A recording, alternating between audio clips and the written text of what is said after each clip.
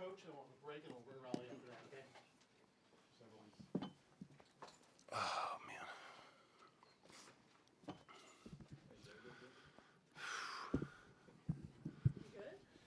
I'm fine. We'll open the floor for questions for Coach. You guys have been able to learn lessons through wins earlier this season. It's the first time you're going to do so after a loss. How has the team kind of responded to just the different tone of this week of rep? Yeah, I mean, like I said after the game the other day, we're going to learn from our wins. We're going to learn from our losses, and we had a very similar film session as far as things that we need to do better and things that we did well that we need to build on both ends of the floor, at a defensive edit and an offensive edit, and then we moved on, flushed that game away and moved on to our Creighton prep, and obviously a lot of challenges in this game with their speed. Kalkbrenner's putting up video game numbers right now, shooting 90% from the field and averaging 26.5 points and almost 9 rebounds. And he's making his threes right now as well. I think 3 of 4 from the three-point line and makes his free throws. So, they just put you in so many difficult positions with their ability to spread the floor. And, when they get that thing inside to Kalkbrenner, the biggest thing we have to do is try to do the best we can to take away transition points. Kalkbrenner's ability to get to the rim in transition, and they find him, they get it to him, and their ability to knock down threes in transition as well. And they got a older team led by the guy that is probably the front runner for National Player of the Year right now, and it's a team that's going to put a lot of pressure on you in a lot of ways. How much is Braxton's importance magnified when a team is center like Cole? Yeah. I'll say this. I thought the big guy the other night for St. Mary's, I thought he was the difference. The freshman Lewis had an unbelievable game and scored the ball, but what Saxon did to us from a physicality standpoint, I really thought on both ends of the floor, he had control of the game. And again, we played a really good basketball team on Sunday. The difference is we had 90% of the fans in the building. This time we're going to have 5% of the fans in the building. And it's a great atmosphere, a great environment, one of the best in college basketball. And we're not going to have fans to help us through tough times. If we go down 14, that's going to be hard to pull out of that hole. So, a lot of things that we need to do better. And it all starts with getting off to a better start than what we did on Sunday. I give our guys a lot of credit. They really battled. They fought. In the second half, our defense was 1,000% better, but we need to be consistent for the entire 40 minutes. If not, Creighton's going to make it pay as much as any team in the country. So we got to be on point, and looking forward to this challenge. How have you seen Braxton sort of embrace this challenge of facing one of the best centers in the country and having the week to sort of prep for that? Yeah, it's good for him to have the week. He, with the sprained ankle that he had that forced him to miss the game. When he missed whatever it was, 4 or 5 days where he couldn't really do much except for bike and stationary elliptical type conditioning, did some work in the pool, but that time off affected him in his conditioning on the floor. And he's had a good week to get that back. He's out there doing extra running as we speak right now to, be in the best shape possible. The other thing is Kalkbrenner, the thing that amazes me about him, similar to Edey, is his ability, his stamina to play 30, 32, 35 plus minutes and still have the type of success and impact that he does. So, that's a big thing. We're not going to stop Kalkbrenner with one guy. It's going to take a total effort. It's going to start with Braxton.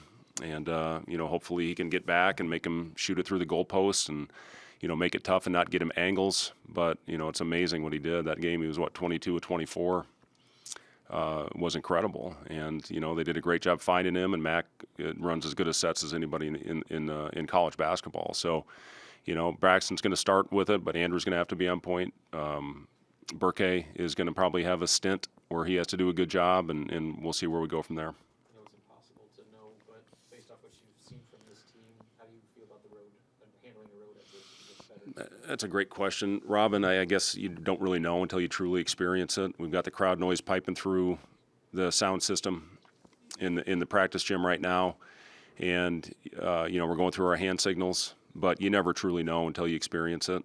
And again, this is one of the great venues. It's a great challenge, and we'll learn a lot about ourselves in this game on Friday night.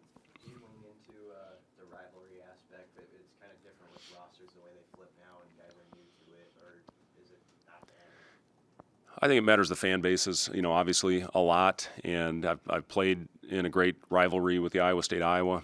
Coached in that rivalry. Now this is going into year 6 in this rivalry in the state. The weird thing about this one is that on the next day, a lot of those fans will be cheering for Nebraska on the football field. That's always been a little bit bizarre to me, but these rivalry games are really fun for the fans. They're not very much fun for the coach. In that game 2 years ago, you had Sam Griesel, who understood everything about that rivalry. Yeah. Eric had been a part of it for several years. With this group, is there anybody that you're maybe kind of leaning on to emphasize just the significance of this game to guys that maybe haven't been around it? Yeah, they know. They've all got their phones. They've all got their social media. They see everything that's being said about this game. I guess the guys that were a part of that game, not only 2 years ago but last year, where they absolutely handed it to us. It was close until about 4 minutes left, and then we folded, and they just completely put it on us in the second half. So I think you lean on both those experiences. The guys, Juwan, Sam, Cale, Henry, Jeff Grace, those guys that were in there in that locker room and felt it and experienced it. But then last year, the pain of going out there and just, getting embarrassed. So, you had guys that had been part of both of that, and just the feeling of what it was like in that locker room, 2 years ago, as opposed to what it was like last year. So, I'll say this: whatever happens, we're going to learn from what happens on Friday night from the result. Last year, we grew from it. We had a pretty darn good stretch after that game. 2 years ago, we had a couple unfortunate things happen to our roster, but, this is a game that we're going to learn a lot from. We're going to learn a lot about ourselves, playing the first true road test. It's going to prepare us for our first Big Ten game in East Lansing. It's going to prepare us for life on the road in the Big Ten. And it's, again, a heck of a challenge, one of the best rosters, one of the best teams that we're going to face all year. So we're going to, again, learn a lot about ourselves. How much can you draw from last year with the difference in Creighton's players and all that? Yeah, a lot of the same type of actions. This is a game, as opposed to last one, where St. Mary's had their 8 sets and they ran them and they executed them, and that's what they did. Creighton's so random in what they do, and they put your defense in so much stress. And again, it all starts with their speed. If you let them get out in transition, you may as well not get off the bus. It's going to be a long night. So get back, get your defense set, and then this is more of a conceptual type game plan. These are the things that they do, but it's very random in their sets. St. Mary's was more get it down, get their guys to their spots on the floor, and then execute the play. So both very effective styles, but a lot more randomness involved in this one. We have to be on point with our communication. We have to do a much better job than we did in the game on Sunday to make sure we get our guys in the right spots so we don't give up an easy one, whether it's a layup or a three. You can't give them both. You can't give up the paint and give them threes. We did that last year. Is that randomness, that harder to prepare for, like with the scout team and all that? How do you prepare? Yeah, it is. You can't get a true look because they're so good at it, and they've got guys that have been in that system now. It was Shireman last year. He was so good in the random, ghost and shallow actions that he did, and you try to prepare your team as best you can for what they're going to put you through and the stresses that it puts on your defense. But yeah, as far as preparing 100%, last week it was their 8 actions. This is what they're going to run, and they're going to do it really well. And then the shot's going to go up, and that's where the fight really starts, is when the ball gets up on the rim. And, this game is more, these are the things that they do, the conceptual things. They will execute sets very well, but there's so much randomness involved in Coach Mack's offense, and he's as good as anybody in the country, putting his guys in the right spots. How big was a game like Sunday for a player like Bergay? You were in the system and you had that kind of solid game against a really good team, and what that can do for a guy. Yeah, it was huge for us. We put him in some different spots on the floor, and I thought he took advantage of it. I thought he played with good physicality. I thought he made a couple really good plays defensively. Just went out and made an effort play to get a block shot. We finished off that possession, and it's a confidence builder for Berkay to see the ball going in the basket. Defensively, I thought he was terrific. I really did think he made a lot of good hustle plays. And now the next step is knocking down his shots. When you play him at the 5, that's one of the advantages of having a skilled player out there, because I'm telling you, he made his last 8 threes in his summer, and I know I talked about that a lot, and who gives a damn, right, until it goes in when you're playing, but he's capable, and once he starts making shots, that's going to be a difference maker for us. What have you liked from Raleigh these last 4 games? Yeah, I thought he'd give us, when we were fighting back, we were climbing uphill, I thought he did a really good job getting to the basket, a couple of really nice finishes for us. His poise, his leadership is always on point. And he's, one thing I do, and I've talked to our guys about this, when we don't have an advantage, we need to slow down. And we did a better job in the last game than we did certainly the game before. I thought we were out of control in the paint in that previous game, and we can't do that against this team. Kalkbrenner's going to block shots. He does as good a job as anybody keeping the ball in play, and that fuels their fast break. We can't challenge him at the rim like we did 2 games ago. But Raleigh, it's a great luxury to have a guy like that that's been through these types of battles, and he's your lead guard, and he can get you settled down and get you into an offense when the situation presents itself. So need to grow a little bit in that area, but it's great to have a guy with his type of experience. Sunday was a pretty physical game. How has the team responded health-wise? How healthy are they? Yeah, we're doing fine. We had a really good, tough physical practice today. Yesterday was a little bit lighter, putting the game plan in, getting them up and down, working on some situations, and then tomorrow we'll lighten it up. Heading into the game, so the guys are fresh. That's one of the biggest things to me, is having fresh legs and fresh minds going into this game. But we got after it today, and everybody responded fine. Kalkbrenner in the middle and no Trey Alexander. How important is it for your perimeter guys to get on the board early? Yeah, as far as the glass, you're saying, yeah, very important. They're, I think, a plus 12 rebound margin, if I'm not mistaken, and we need to do a better job. I think we won the overall rebound battle on Sunday, but we gave them 17 second chance opportunities, and from an offensive rebound percentage, we weren't very good.